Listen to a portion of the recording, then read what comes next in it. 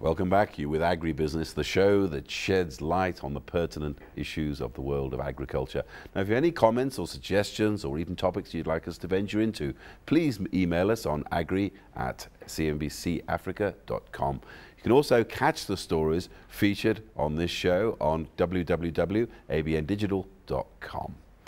Now, it appears many farmers in Africa have Georgia on their minds. More than 60 have applied to make the journey across the other side of the world to farm in the former Soviet Republic with the promise of cheap, freehold government land.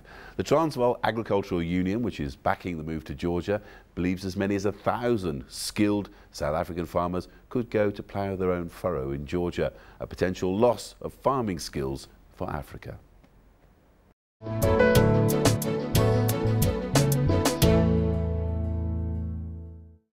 The roots of these fig trees run as deep as the farming roots of Vani Scribante. His ancestors hauled their ox wagons onto this patch of land at the end of the Great Trek from the Cape nearly 170 years ago. One of the first farming tasks his family carried out was to stick fig poles into the ground to peg out a cattle kraal. Nearly 2 centuries later, these fig poles have grown into mighty trees. It came from my late great-great-great-grandfather, I think, when they came here and settled after the Groot Trek, the Great Trek. They settled here and to make a kraal for their cattle to prevent them from lions and stuff, they chopped trees and planted the poles for a kraal. And they didn't know wild fig trees, and they started growing. So the trees that's behind me, the 4 trees of them, they were the wild fig trees that started growing. Vani Scribante's ancestor was a master builder who came here from Italy in the 19th century in search of work. He ended up building many of the country's landmark stone churches. He married an Afrikaner, and in the Anglo-Boer War he fought against the British. More than 100 years later, Vani Scribante still farms the family land in De Wilt, just outside Pretoria. It is more than 100 hectares of cattle and instant lawn for the landscaping market. Now, for the first time in nearly 2 centuries, this family is thinking of saying goodbye to this land. The reason? A bolt from the blue, the offer from the government of the former Soviet Republic of Georgia to go and farm. Vani Scribante led a delegation of South African farmers to Georgia a few weeks ago. We found a place that is devastated by communism and socialism. Absolutely miles and miles behind, years behind. I would say 80 years ago, when that happened to them, development virtually stopped. Their wheat industry, and it's supposed to be their staple food. If I remember correctly, they produce only 10% of the wheat they need.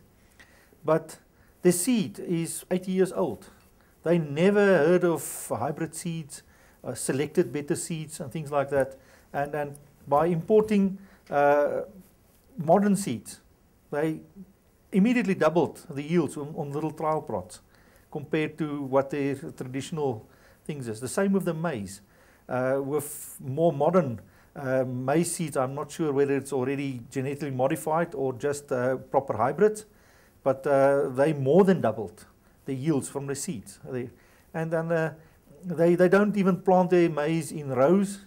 It's just like sowing it, and then that kind of practice, it's 60 years, 80 years ago, that stopped in South Africa, and they're still doing things like that. We also found a young generation that really want to break out of that situation and try and get the economy going and development in their country. So what we got there was the farmland is very small pieces of land. From the Russian, when they left, they gave the subsistence farmers, they gave them little pieces of land, and there's no or very little enterprise going on. But the government, with some help from enterprising places like some Danish and Dutch people are doing, and Italian people are investing a hell of a lot in agriculture. The offer to skilled South African farmers is the chance to buy freehold up to 80,000 hectares of fertile farmland in Georgia. A group from South Africa is going over in the next few months to advise how to parcel up blocks from 200 hectares up to 2,000 hectares. It's likely to be cheap land too, for as little as around $40 a hectare, a fraction of the cost of land in South Africa. Georgia, once a powerful farming nation, is keen to recapture its former glory after years of conflict and communal farming. We are looking for investors in our agricultural sphere because Georgia historically always used to be agricultural country, but in Soviet time, in communistic period, we lost these traditions, and we would like to restore our strong agricultural sphere. And Boers are very well-known agriculturals. They are best farmers, one of the best farmers in the world, and that is mutual interest. They are looking for a markets, for a place close to Europe, close to Asia, close to markets, and we are looking for investors in agriculture. In the light of this, the Georgian government is also likely to sell land to the South Africans cheaply. It seems to us that the Georgian government is very, very interested in us and very eager to get us going there. One of the first things I said to us, they will not rent us land. They will sell it to us. You must own the land, because in their experience, if people rent land, they just rape the land and don't develop. They want development. So they want to sell us land. They want to make it as easy as possible for the people there to get the land. They will actually be quite lenient. It will be state land. That is lying fallow at the moment. They are very interested in getting the guys there, and they are talking about more lenient paybacks and more lenient prices, maybe even. One reason for the offer is a little-known historical link between Georgia and the Afrikaners of South Africa. A Georgian nobleman, Nico Bakhriatoni, fought on the side of the Boers against the British in the Anglo-Boer War. You know, he is one of the interesting figures. He wasn't one of the heroes in the sense that he did something very brave during the war. He was a good marksman, so he could shoot well, although he'd never been in the army. But this is the kind of figure that one builds little myths all around, or you empower this man and say, look, this is the kind of man that can bring a good relationship between the Georgians and the South Africans. This happened in 1900.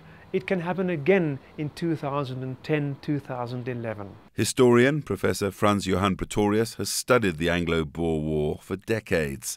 He believes the link between Nico the Boer and South Africa has been thrown up in the 21st century by an independent Georgia rediscovering its past.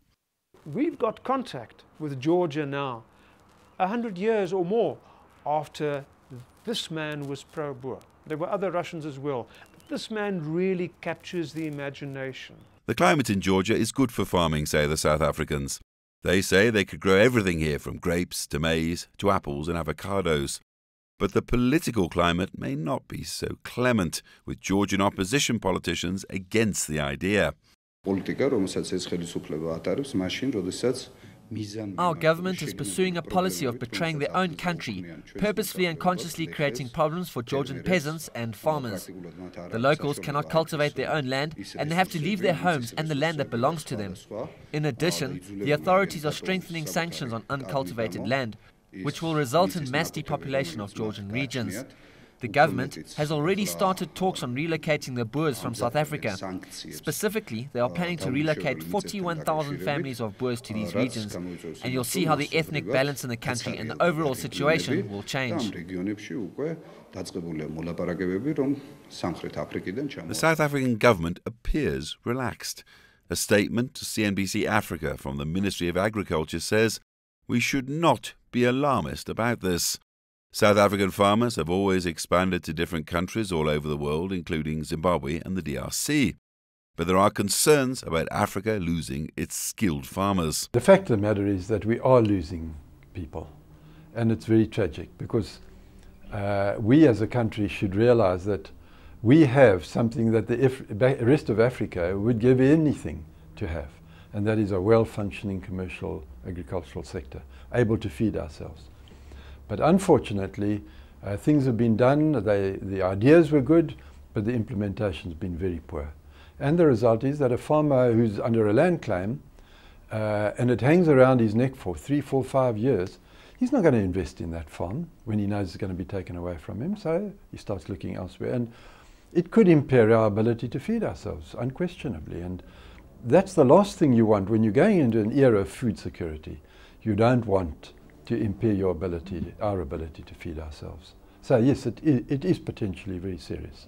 For the farmers themselves, there are other concerns waiting for them in Georgia: a language barrier and possible resentment from Georgians in the long run. Food for thought on a summer's afternoon in Pretoria for the farmers of the Transvaal Agricultural Union.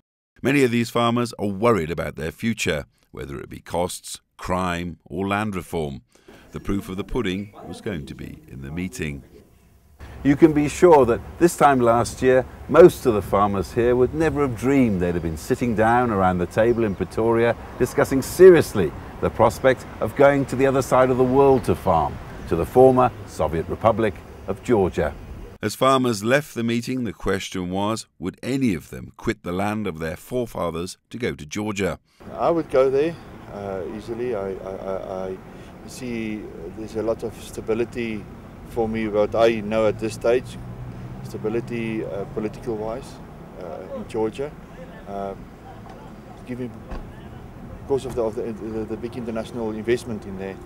I don't think there are going to be another political problems in the near future. If it need to be, and I have to go one way or another, Georgia for sure will be a very, very good choice to go. You know, it's 9 hours fly away. It's just one night and you are there. If I can go now, yes, I think so, and I'll try my best to get my things in order. And at this age, still going. The language are for me a big problem. I think we will start with a few 10 or 20 to yes settle down, and then I think there could be more than 1,000 farmers make a good life in Georgia. If you look into the roads, how many of them they are building. The buildings, my father used to tell me every time when you get into a city, look how many cranes do you see.